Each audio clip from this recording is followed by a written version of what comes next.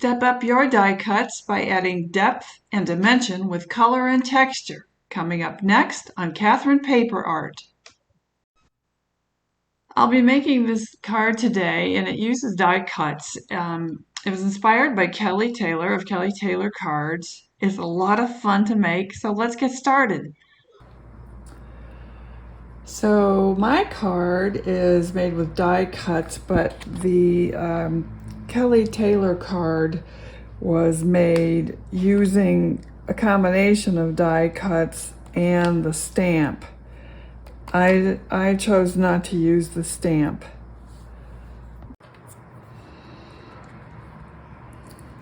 I like to add a little bit of color, a little bit of inking to my die cuts just to give them a little more of a realistic look. And I just think it helps make them look more dimensional as well, because die cuts just on their own are very flat. So I'll finish inking these up and be right back. For these little forget-me-nots, I just used some Pinkfresh Studio in the Slumber color.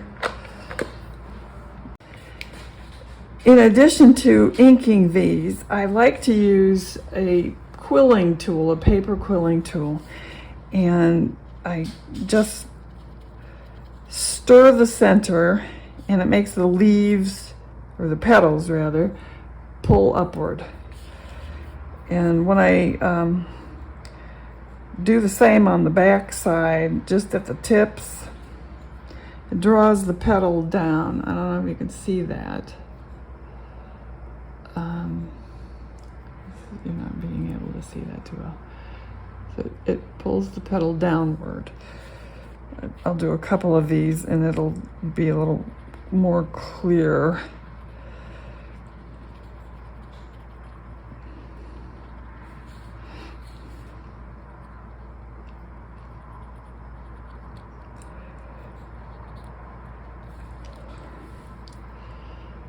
You can see where some pull down when I did it on the back side, and those two petals that I did on the front pull up.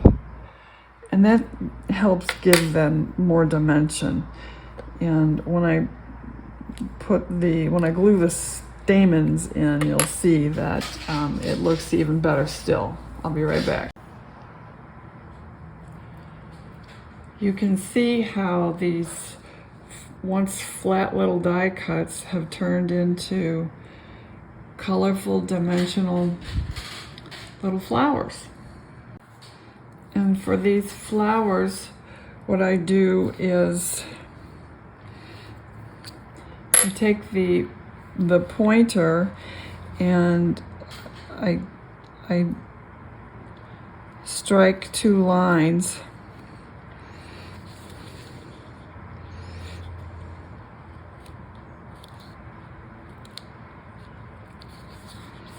The dies actually have some embossing edges, but they don't go deep enough.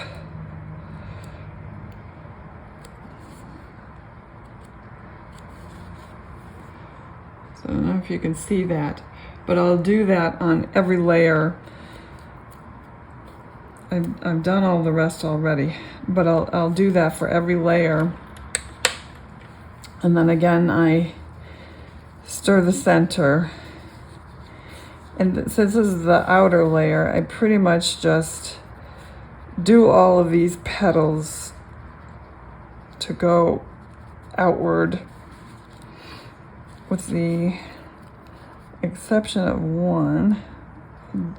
Just the tippity tip of one petal.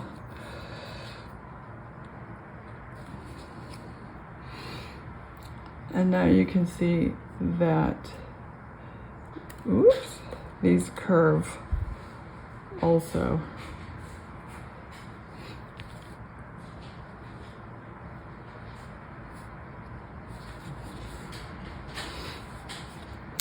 And so I'll go ahead and do the rest off screen and be right back. And for the very center, I use 3 of the smallest ones and stir them up so that they get really tight in the middle. And then I take my reverse tweezers and smash them together in half.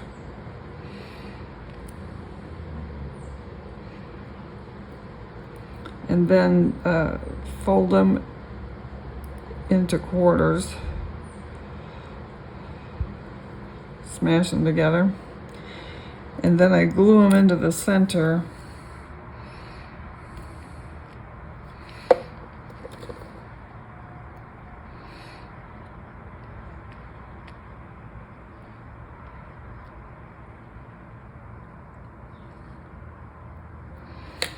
And I do that for the 3 of them. I had to cut my nails really short because we had a tree come down in the storm, so my nails are too short to be of any use at this point. But I'll do the rest of this off camera and be right back. And that is my finished flower. And I think you can see how dimensional it is.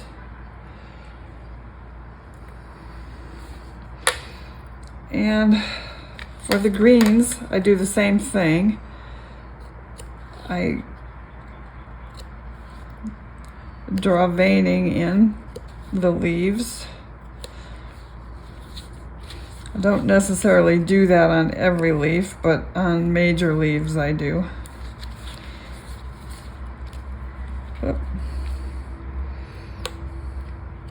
Trying to follow the pattern of the leaf growth.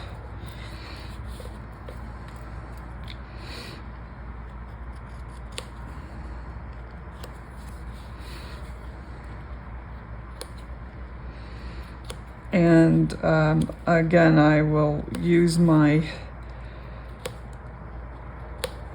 quilling tool to give these leaves some life, and I'll use the bigger end for the most part.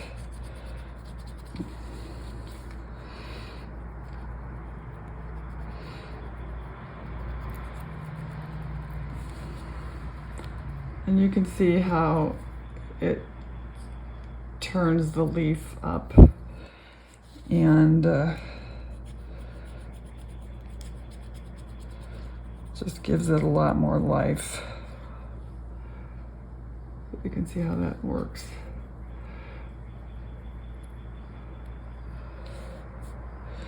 And it really does make a big difference on a card because it goes from flat to just having so much more zest to the card. It really does make such a difference.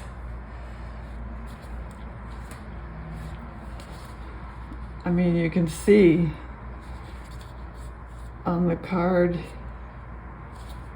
that it gives it so much more dimension and just makes it so much more interesting to look at instead of just flat, lifeless die cuts.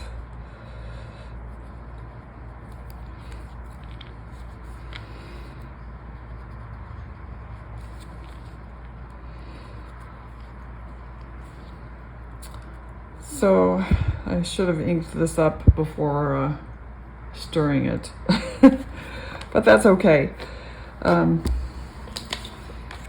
can always be done.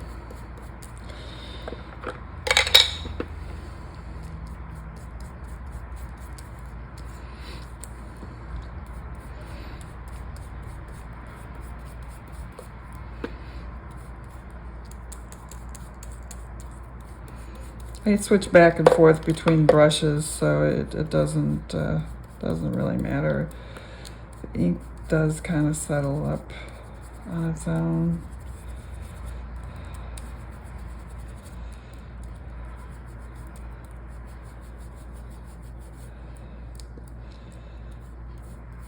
I try to hit the stem more so than the leaves at the beginning, because on the Distress ink especially, it goes on a little heavy, and you really can't do a whole lot to smooth it out.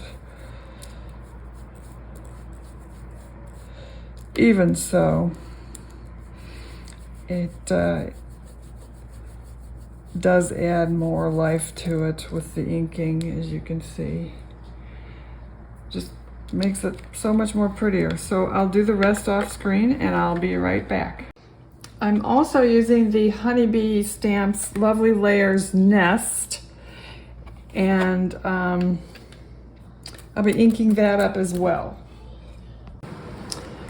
Here's a look at the finished cards. So I used the sentiment Love You from Honeybee Stamps You're a Keeper, and I used the Bluebird from the Honeybee Stamps Spring Birds, and yeah, so that's it, and I hope you like this tutorial, and if you did, please leave a thumbs up.